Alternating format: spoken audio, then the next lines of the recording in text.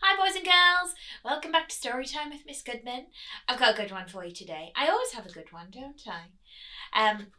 So today I'm going to read you a story that's by one of my favourite picture book authors. She's called Minnie Gray. And this particular book is a story that I imagine some of you have heard before. It's called The Pea and the Princess. Now have you heard of a story called The Princess and the Pea? I think you probably have. Now, this is a similar story, but it's told from a slightly different perspective. See if you can figure out what I'm talking about by this slightly different perspective. So, The Pea and the Princess by Minnie Gray. Oh, now, what can you see there just starting off? It says, Palace Allotment. Palace Allotment. Oh, and you've got someone there reading on a chair in the middle of the maze. You've got, different things growing here. Maybe some of you have an allotment. The Pea and the Princess.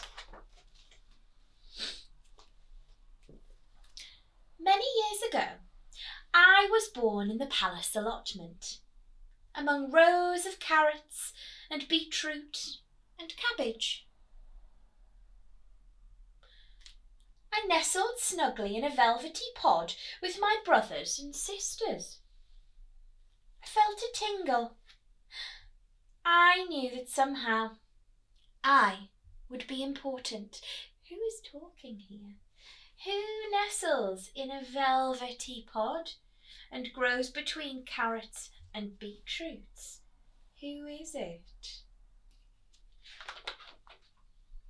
The time came for us to go to the palace kitchen. We were shelled and put in a bowl. We were going to be part of a new recipe. Here's the new recipe. It says, ways with peas. Pea and raspberry jelly. I don't know if I'd like to eat that one. Petit pois supreme à la mode. That looks a bit nice. Fresh peas, butter, little biscuits, vanilla ice cream. Do you think you'd like to eat that one? Peas, butter, biscuits, vanilla ice cream. Does that sound like your kind of thing? I bet some of you are saying yes. I don't know if I'd like that one. Then suddenly I was picked from a pile. I was put in a little box with soft tissue to protect me from bruising, and I was taken to the Queen. At this point in my story, I'm going to have to give you some background information. Let's start with the Queen. A year earlier, before I even grew on my pea plant, the Queen had been nagging her son. You are nearly 34 years old, she said. It really is high time you married. The public expect it. Your kingdom demands it. And if you are not married within 1 year, I shall stop your pocket money. She's saying this to the prince, her son. Oh dear. So the Queen's demanding that the prince get married. You might know how this story goes. The prince got quite a lot of pocket money, and he really didn't want it to be taken away. I'll start looking for a bride immediately, mother, he answered. There he's off to look for a bride. What can you notice about the picture? What can you see? What's different about the Queen and the prince? And perhaps what do you notice about their house?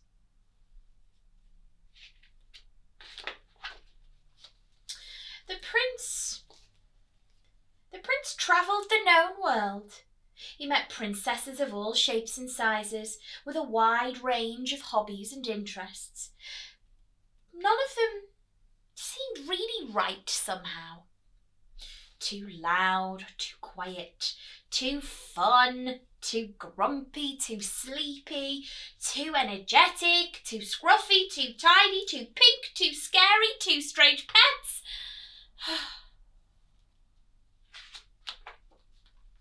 After a year's search, the prince returned home feeling glum. "Right, that's it!" shouted the queen. She stormed off to the palace kitchen. She came back with me in the little box. "Now," said the queen, "listen carefully. This is something only queens know. A real princess will be able to feel this little pea as she sleeps, even if she is sleeping on top of 20 mattresses and feather beds. And you are going to marry the first girl who can feel this pea." She doesn't look impressed, does she? Do you think you'd be able to feel that teeny tiny pea under loads and loads of mattresses? Maybe then you should be the princess. Months passed. I spent most nights in the darkness under a pile of 20 mattresses and feather beds. And a princess. Can you see her?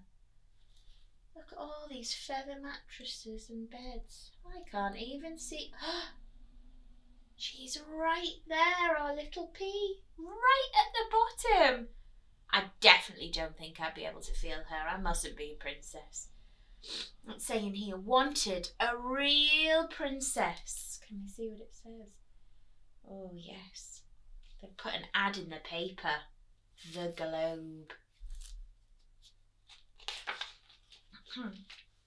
In the morning, each princess would be asked, "And how did you sleep, my dear?" by the queen.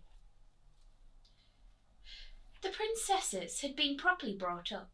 They always answered politely, "Like a log, thank you, ma'am." Or, "Like a baby, thank you, ma'am."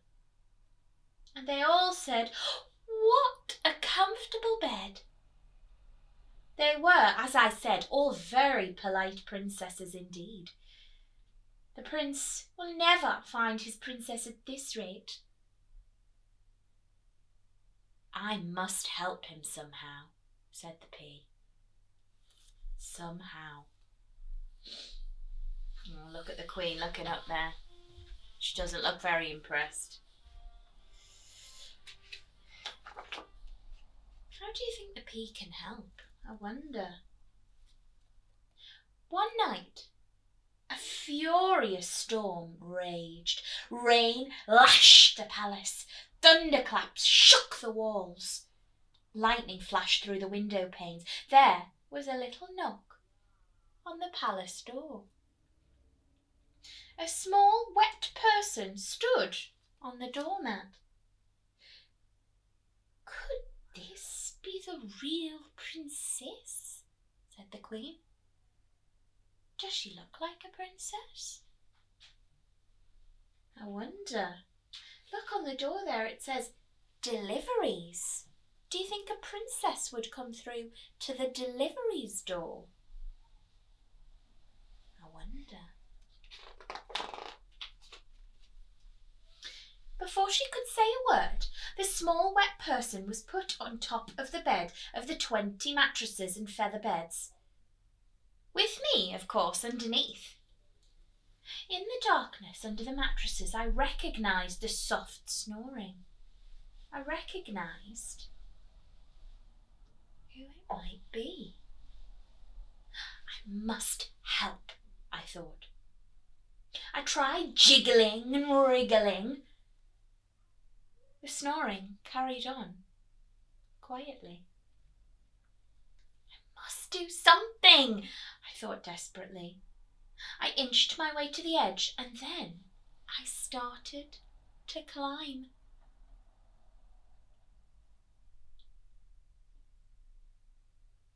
Slowly, I struggled to the top of the towering pile.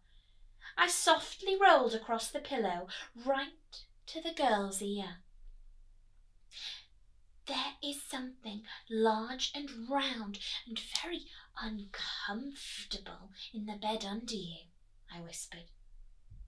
And while she slept, I told her about the large, round, uncomfortable thing for 3 hours. Do you think she might remember that in the morning?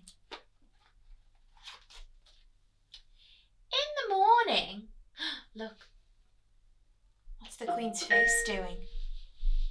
Here's your reminder. That Alexa always goes off just to the best parts. Look at the Queen's face there. Do you think she's going to be happy with the answer when she asks, how did you sleep? In the morning, the Queen asked the girl how she had slept. Oh, it was awful, she sighed. Something large and round and uncomfortable was bothering me all night. What do you think's going to happen?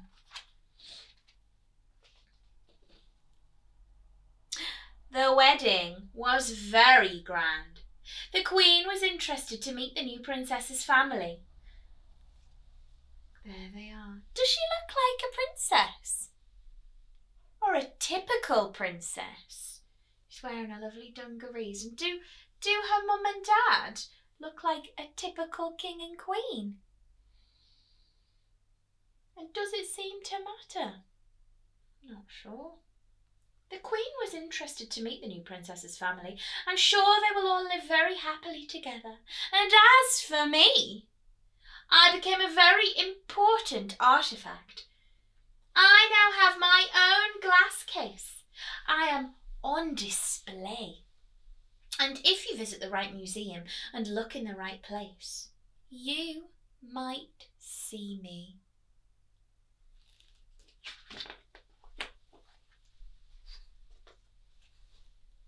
And there they are, in the allotment. There's the princess, and there's the prince, living, it looks, pretty happily. The end. Oh, I did like that one.